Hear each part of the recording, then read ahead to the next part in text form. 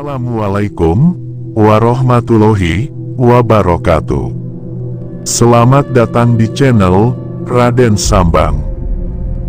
Pada kesempatan kali ini, Raden Sambang akan membahas tentang ramalan kejayaan Nusantara dari beberapa kitab kuno.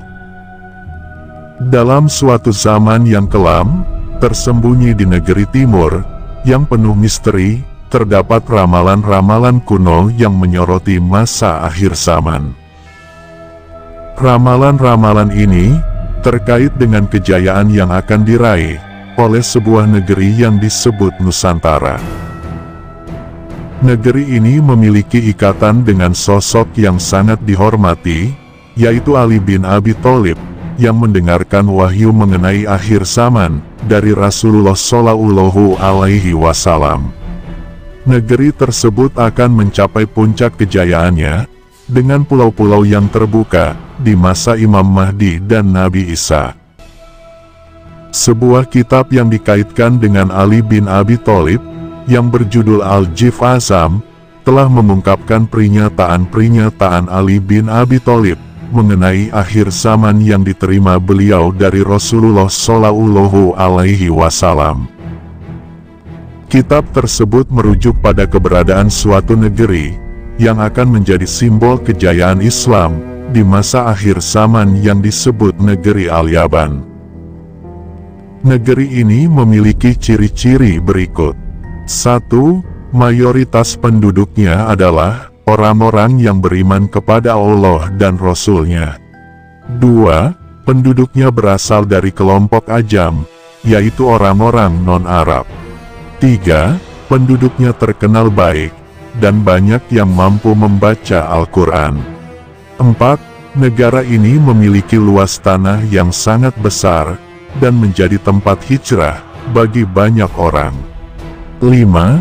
Di negara ini terdapat ratusan pulau, dan keturunan Rasulullah, yaitu para Habib dan Sayyid tinggal di sana. 6. Banyak gunung yang menjulang tinggi, melindungi negara ini, dan sering terjadi gempa di sana. 7. Negara ini menjalin hubungan luar negeri dengan negara-negara di sekitarnya, seperti negeri Cina di timur jauh, dan negeri yang berada di belakang Laut Kuning, yang memiliki nama yang mirip dengan nama raja mereka di masa lalu, yaitu Koreo, yang maksudnya negeri Korea. 8. Pada akhir zaman, negara ini akan mencapai puncak kejayaannya, di mana semua pulau yang dimilikinya akan terbuka saat masa Imam Mahdi dan Nabi Isa. Negeri tersebut disebut sebagai Al-Yaban dalam kitab Al-Jif Azam, yang jika kita melihat dengan seksama, ciri-ciri tersebut jelas terlihat bahwa ciri-ciri tersebut sebenarnya mengacu pada Indonesia. Dr. Moali, dalam bukunya berjudul Aryo-Semitic Philology, menjelaskan bahwa kata Yavan adalah istilah yang diadopsi dari bahasa Vedic Sanskrit, yang kemudian mengalami proses transliterasi menjadi Jawa Dwipa, yang artinya Pulau Jawa. Dengan demikian, kita dapat memahami bahwa negeri Al-Yaban yang merupakan pelafalan dari kata Al-Yavan dalam lisan orang Arab, yang disebutkan oleh Ali bin Abi Thalib dalam kitabnya yang berjudul Al-Jif Azam, sebagai negeri timur yang akan mengalami kejayaannya di akhir zaman, merujuk kepada negeri Nusantara, dengan Pulau Jawa sebagai bagian darinya. Dalam buku berjudul Java, Past and Present A Description of the Most Beautiful Country, oleh Donald McLean Campbell 1915, disebutkan bahwa Javana, atau Yavana, atau seringkali hanya disebut sebagai Java, merujuk tidak hanya pada Pulau Sumatera, tetapi juga sebagian Pulau Borneo Kalimantan, dan semenanjung Malaysia, serta mencakup seluruh kepulauan Indochina. Dengan demikian, Yavana atau Yavan, atau Al-Yavan, sesungguhnya merujuk kepada wilayah Nusantara, yang mencakup Pulau Jawa, Pulau Sumatera, Pulau Kalimantan, semenanjung Malaysia, dan seluruh wilayah Indochina. Wilayah Nusantara ini, pada masa penyebaran Islam oleh Syekh Jumadil Kubro kakek Sunan Ampel, Syekh Maulana Ishak ayahanda Sunan Giri, dan Sunan Ampel ayahanda Sunan Bonang, sebagai generasi pertama Wali Songo, disebut sebagai Jawi. Jawi merujuk kepada wilayah Nusantara, yang mencakup Malaka, Pasai, dan Ampel Denta. Kemudian pada masa Sunan Bonang, Sunan Kalijaga, dan Sunan Giri, teritori Jawi meluas, hingga mencakup Aceh, Minangkabau, Palembang, Banjar, Lombok, Timor, Makassar, hingga Ambon. Keseluruhan wilayah penyebaran Islam oleh Sunan Giri dan murid-muridnya ini, kemudian disebut sebagai Jawi.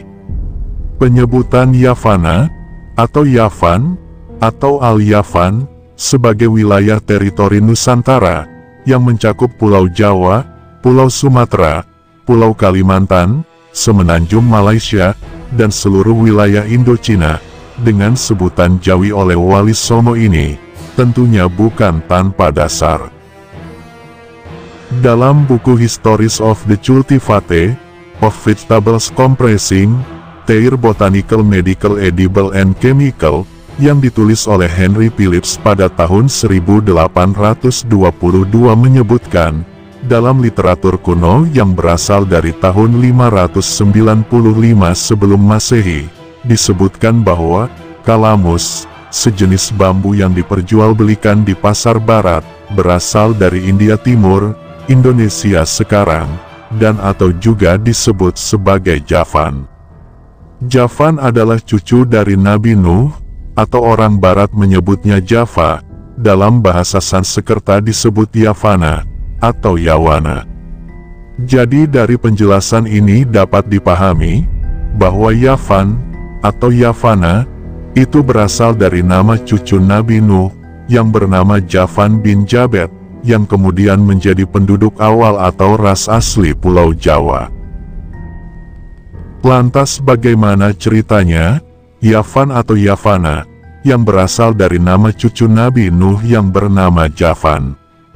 Jawabannya ada dalam teks Masuret, Perjanjian Lama berbahasa Ibrani, yang menyebutkan bahwa keturunan Japet bin Nuh, termasuk Javan, adalah penduduk awal Kepulauan Gowi.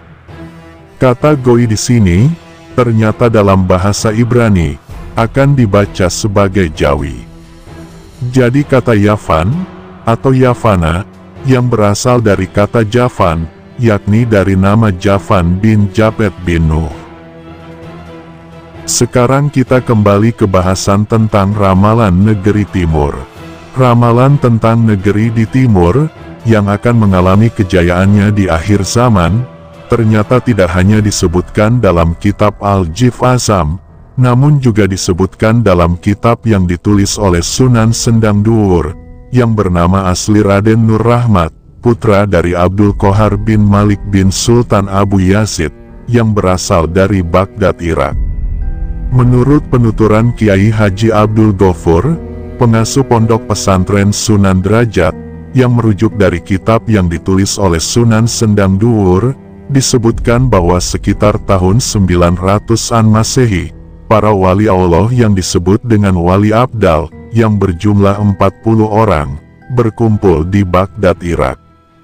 Mereka melakukan musyawarah, untuk mengkaji salah satu hadits Rasulullah, yang menubuatkan kejayaan Islam akan bangkit dari timur.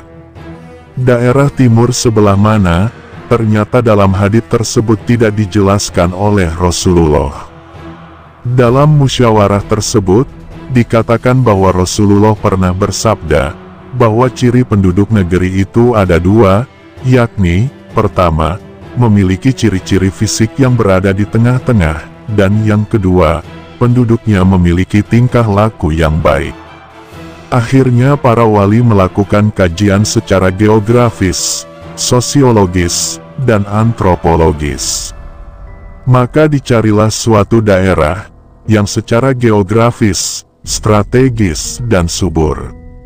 Secara sosiologis, memiliki peradaban akhlak, dan kebudayaan yang baik, serta secara antropologis, berperawakan sedang, tidak pendek dan juga tidak terlalu tinggi, kulitnya tidak hitam, dan juga tidak terlalu putih, rambutnya tidak keriting, dan juga tidak terlalu kaku, matanya tidak sipit, dan juga tidak terlalu lebar.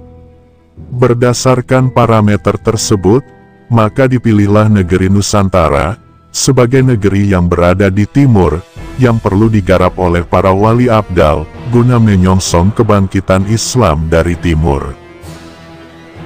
Apa yang disampaikan oleh Kiai Haji Abdul Ghafur, yang merujuk dari kitab yang ditulis oleh Sunan Sendang Duhur ini, memiliki konteks yang serupa, dengan apa yang pernah disampaikan oleh Kiai Haji As'ad Syamsul Arifin, dalam salah satu ceramahnya pada tahun 1980-an, sebagai berikut. Dalam pertemuan para ulama di kawasan Surabaya, sekitar tahun 1925, seorang ulama menyampaikan bahwa, ia menemukan sebuah teks sejarah, yang ditulis oleh Kanjeng Sunan Ampel. Disebutkan ketika Sunan Ampel sedang belajar dengan paman saya di Madinah, beliau pernah bermimpi bertemu dengan Rasulullah, yang berkata bahwa Islam Ahlussunnah wal Jamaah ini haruslah hijrah ke Indonesia, karena di tempat asalnya tidak lagi mampu melaksanakan syariat Islam Ahlussunnah wal Jamaah. Jadi bawalah Islam ini ke Indonesia. Dan yang menarik adalah, bahwa ramalan tentang negeri di timur ini, ternyata tidak hanya terdapat dalam kitab Al-Jif Azam, dan kitab yang ditulis oleh Sunan Sendang Duhur, tetapi juga disebutkan dalam kitab Veda Bhavisa Purana, terutama dalam bagian Pati Saraparwa, yang berisi berbagai ramalan mengenai masa depan hingga akhir zaman. Dalam kitab Veda Bhavisa Purana tersebut, disebutkan bahwa pada akhir zaman Kali Yuga, orang-orang Yavana akan menguasai peradaban dunia.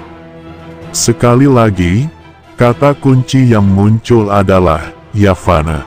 Dalam kitab Veda Ramayana, bagian Kiskindahanda bab 40, disebutkan yang artinya, selanjutnya kalian akan memasuki wilayah Yavan Vipam, yang terdiri atas 7 kerajaan. Dalam kitab Veda Mahabharata 6604, yang ditulis pada 5000 tahun yang lalu, menceritakan bahwa manusia diturunkan ke bumi, dan berkembang menjadi berbagai bangsa dengan ras yang berbeda. Mereka hidup dalam periode zaman pertama, atau Purwa Duksinara, yang penuh dengan keunikan dan tantangan kehidupan. Kemudian periode tersebut berakhir, dan digantikan oleh periode zaman kedua, atau Purwa Negara. Setelah berjalan cukup lama, periode zaman kedua juga berakhir, digantikan oleh periode zaman ketiga, atau Dirgantara. Pada awal periode zaman ketiga atau Dirgantara, setelah 1 miliar tahun berlalu, salah satu dari kelima sosok bangsa Savaru, turun ke bumi untuk pertama kalinya.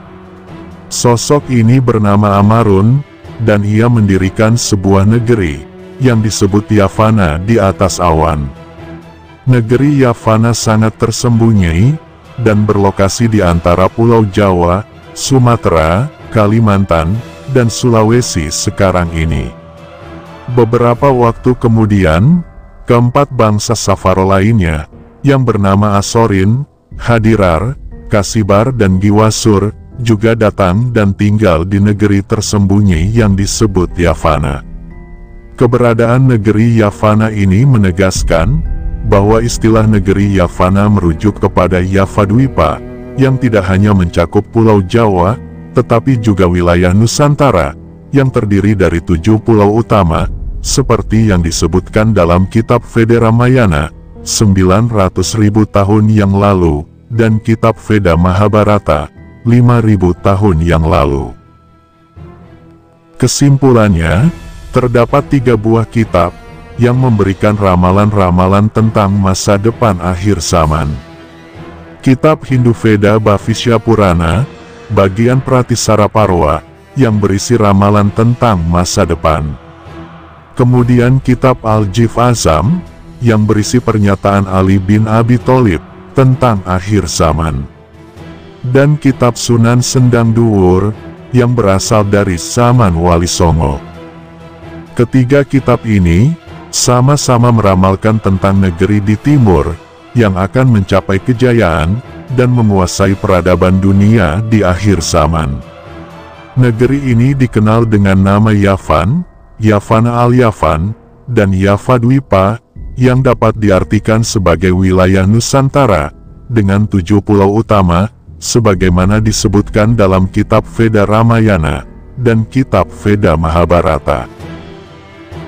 Semoga saja ini bukan hanya sebuah ramalan, namun bisa menjadi kenyataan, yang membawa kebaikan dan kemajuan bagi Nusantara. Huwa'ullahu a'lam bishawab. Demikianlah pembahasan tentang ramalan kejayaan Nusantara dari beberapa kitab kuno.